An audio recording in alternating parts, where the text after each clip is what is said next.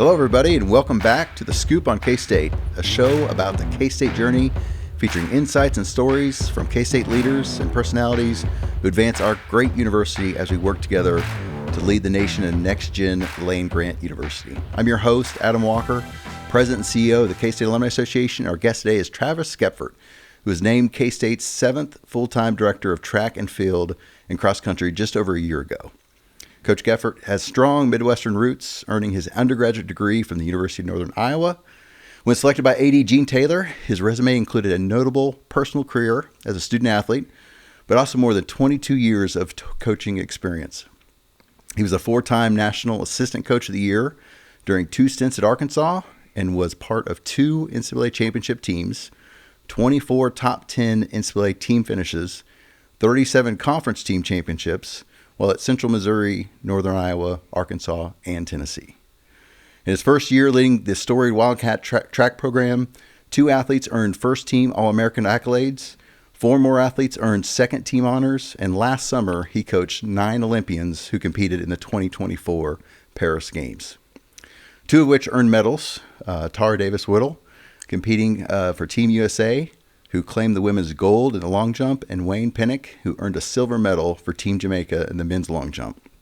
Then, during the Paralympics, Hunter Woodall claimed gold in the 400-meter dash and bronze as a member of the 4x1. So, welcome, Coach. Thank you. I think I'm out of breath.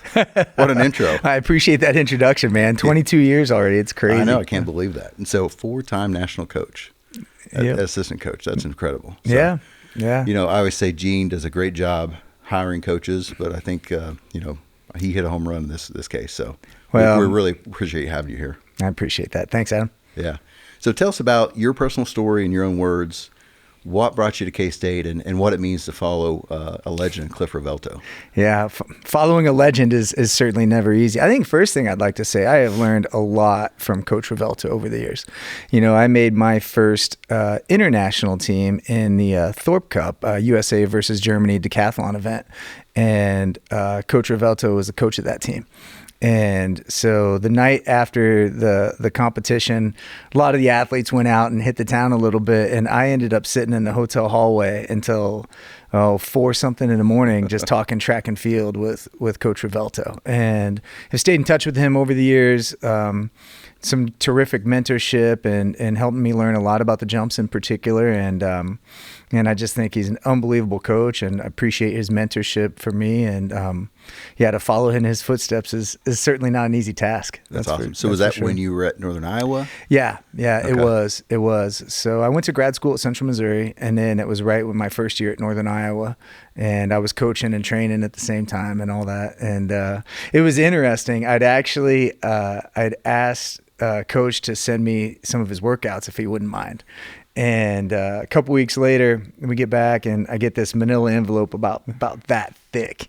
And he did not send me the workouts. He sent me literature so I could figure out the workouts on my own. And I still have that packet of information to this day. And so he helped me learn a lot and help get me started. He wouldn't give away the secrets, but he's going to allow you to figure it out. Help me figure it out. Yeah, he's like, if you want to do the research, here you go. Yeah. That's pretty cool. Yeah. So tell us, expand on that. Maybe talk about your staff, what attracted you to K-State, what's the excitement around K-State? Well, it's been awesome.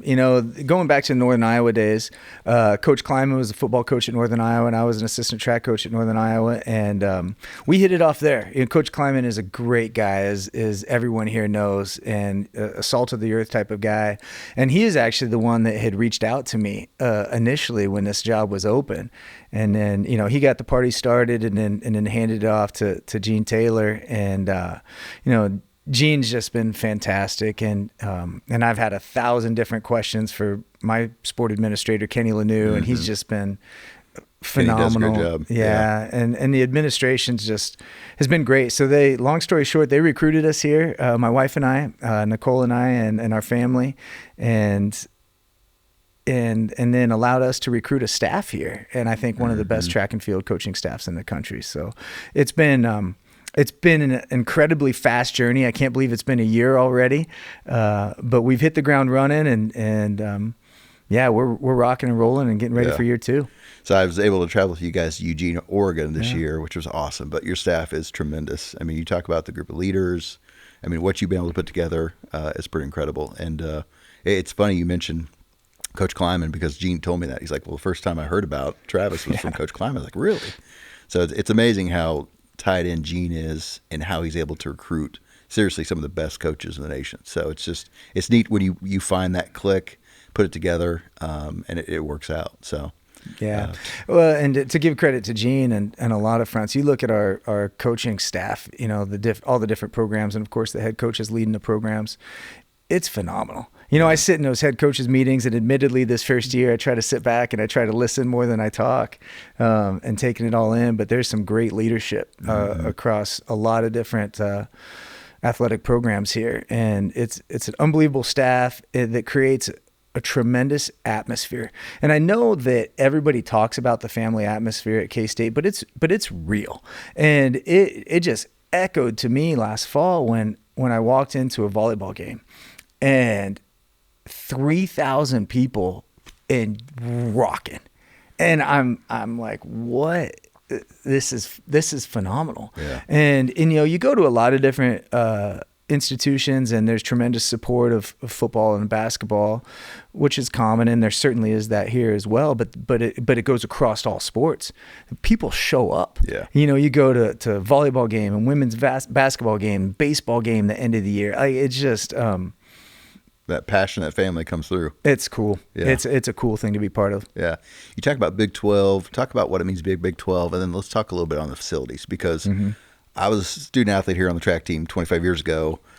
And when I came from a recruiting visit, they intentionally came by the track at night because it was torn apart. You didn't want to see the track. And now it's completely flipped in terms of what we've done with facilities, the indoor. I mean, talk about where we're at facility-wise with track. Well, when Nicole and I came up and we're taking a look at K-State, I hadn't actually been here since 06. I competed in the Thorpe Cup here in 06. I competed in Ahern in 01. And so I hadn't been up here since then. But I walked into that new indoor track, and, you know, the phenomenal job that the administration did with that, and Jason Brummett, our facilities athletic director, leading the charge on that. It's amazing. And really, Adam, what happened was when I walked in that indoor, I was like, oh, I'm like, we can do this here. Yeah.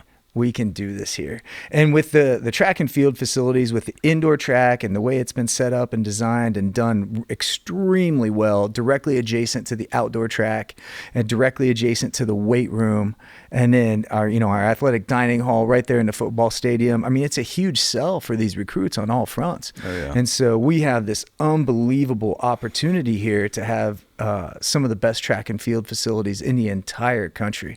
There's phase 2 of the indoor track that we need to finish to pull it off so we can host a Big 12 championships, which is a huge goal for the program. But we can be a top 4 program in the country in terms of track and field facilities right here in Manhattan, Kansas. Yeah, it's pretty incredible. If you haven't been out, go out there and see, because the indoor, the outdoor is incredible. But the indoor is something else. And you talked about this. We hosted a few meets.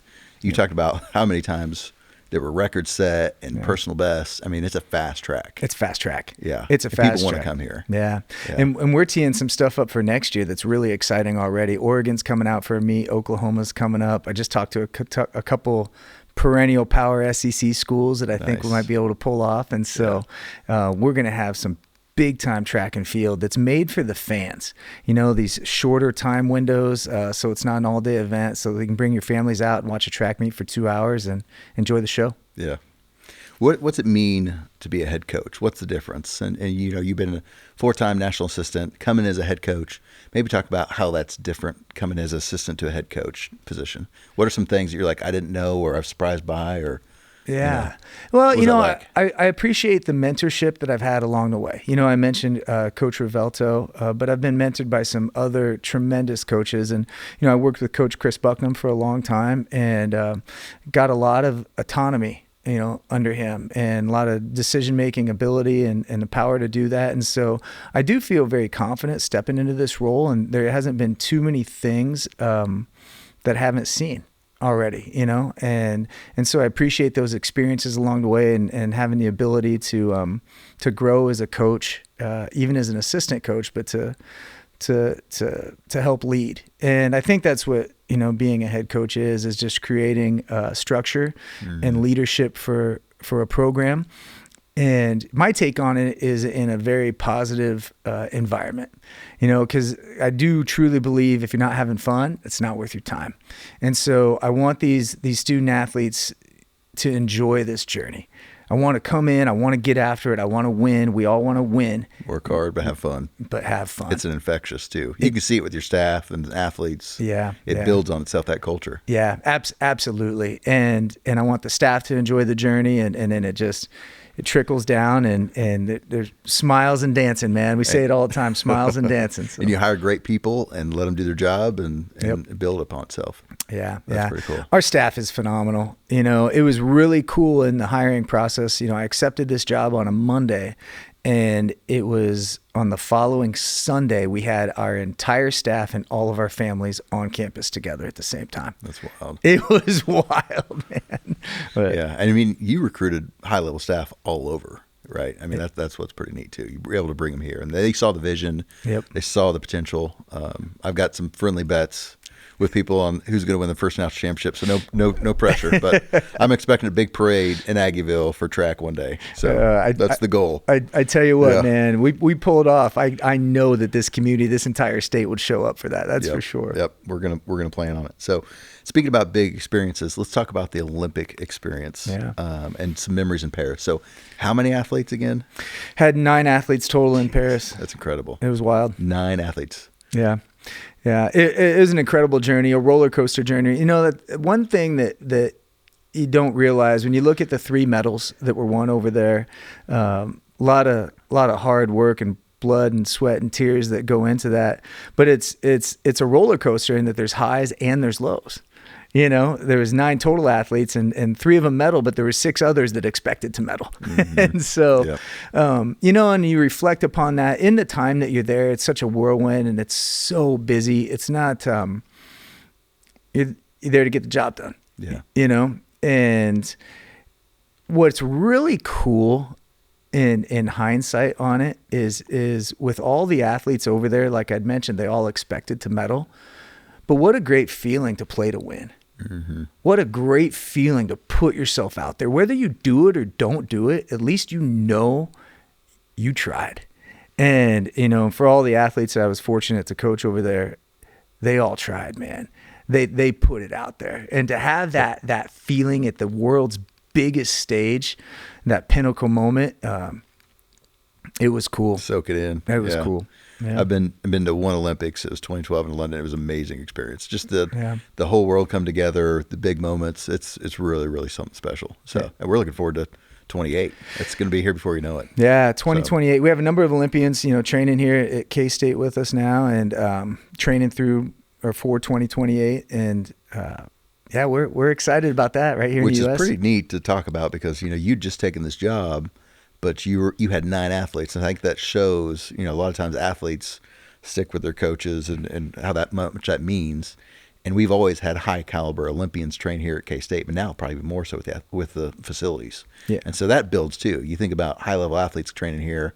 That's another recruiting tool, for us as well too. Oh, it's huge. I mean, you even look at it. We recruited an Olympic finalist in Brian Rotz from South African high jumper. He made the Olympic final as a 20-year-old, and he chose to come to college after that and come here to K-State. That's so wild. You're 100% right. Having these facilities and the human resources, the coaches to coach them, it's an awesome combination. Yeah, I think it was one of my best experiences at K-State being on the track team because it integrated me with cultures I never even knew. Yeah. And so these long track trips, sometimes you're on a bus for a few hours or many or traveling across the country. You get to meet people from all over the world. Yeah. So I think I'd share with you, I think we one time counted up, languages spoke on the track team, 20 different languages is what we speak. So that integration, that experience was just incredible. And I know we still have that, which is pretty neat. Absolutely. So. Well, you look at track and field and cross country as a whole. I mean, is there a more diverse population in sport?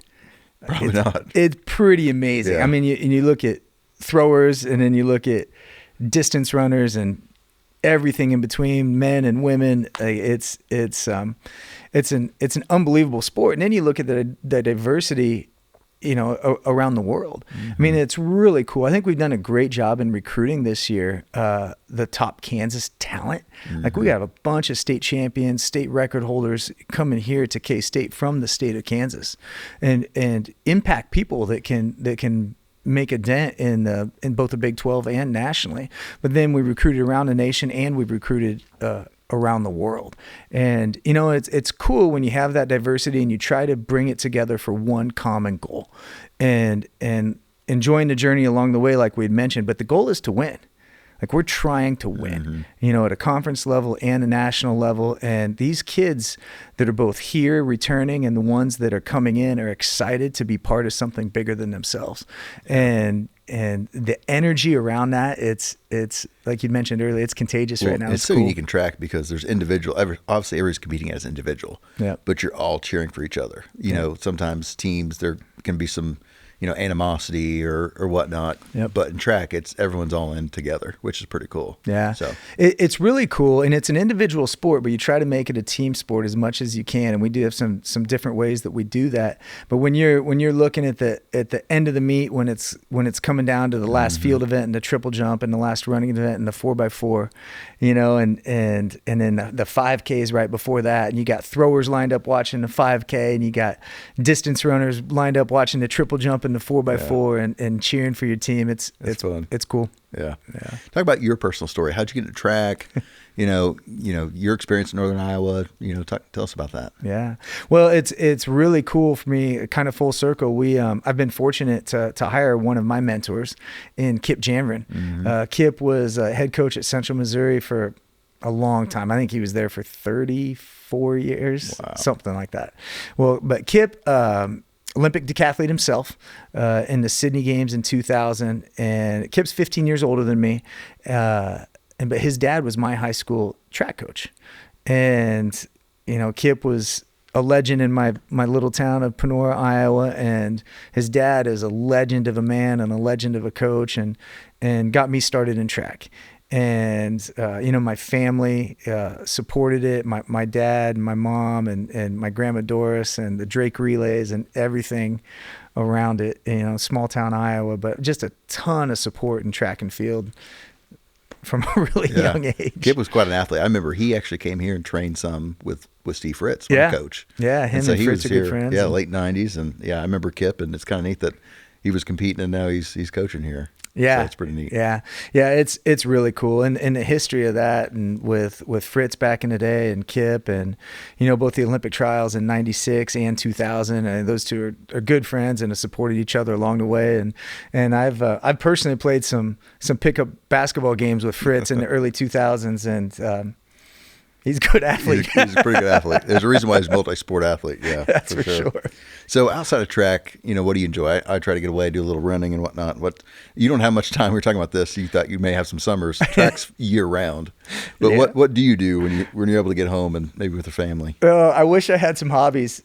I like to golf. I don't have a lot of time to do it, and I'm not very good at it, consequently. Kip tries to drag me out there on occasion. But I'm really trying hard to, when I do have time, to spend it with our family. My wife, Nicole, and her support is absolutely tremendous in this journey, and I wouldn't be able to do it without her. And in our 3 kids that are in 6th, 7th, and 8th grade, it's chaotic right now, but the family is running all over the place and doing a lot of crazy stuff, and just trying to carve out some time when I can take them with me on some of these trips. Went out to a Prefontaine Classic, a big meet out in Oregon, and the whole family was able to come out. It was a smaller meet for me in terms of number of athletes that I was coaching.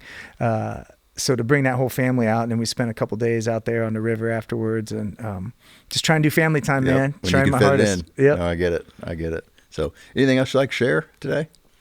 Well, I think, I'm excited about this program, excited about this place. We as a staff have worked really hard this last year. We brought in, I think the number is 42 incoming athletes this year, 42. which is wow. which is crazy, and a great group of returners. You know, you look at the NCAA outdoor meet last year with 10 NCAA qualifiers. That group of athletes bought in last year and created a great foundation for this incoming class. And there's a lot of excitement around the program, a lot of excitement, and a lot of young people that are motivated both on and off the track. You know, it's they're truly student athletes, and everybody's ready to get after it. It's going to be fun. That's great. We're excited. Lots of big things on the horizon. We know big things are going to happen. So it's already happening. So we're excited. All right. Not to overshadow the Scoop on K-State. So now it's time for ice cream. We didn't have many options, but we do have Call ice cream. So you had like two selections. You could either do chocolate or vanilla. Yep. What'd you choose? I chose vanilla. Okay. I chose vanilla. I'm usually a topping guy, like Okay, a hot fudge, caramel, whatever it may be. But I chose vanilla for that reason. So I usually put something on top of it. But I hear this doesn't need anything in addition. It's just that good. Yeah, it's great by itself. And we're just fortunate to have some Call. You know. I love it, man. Awesome. Well, Travis, thanks for everything you're doing. We're excited about big things, and we'll look forward to the future. I appreciate being here. Thank you. Yeah. That wraps up another episode of the Scoop on K-State. Again, I'm Adam Walker, President and CEO of the K-State Alumni Association, and I want to thank you for watching and listening to our show. Until next time, be sure to share this podcast with your friends and family. Select that follow button on your podcast app so you never miss another episode. On behalf of the K-State Alumni Association staff, we're proud to be #1 in the Big 12 in terms of membership. We value and appreciate your ongoing support and membership. And if you're not currently a member, please consider joining. And of course, Travis, go Cats. Go Cats.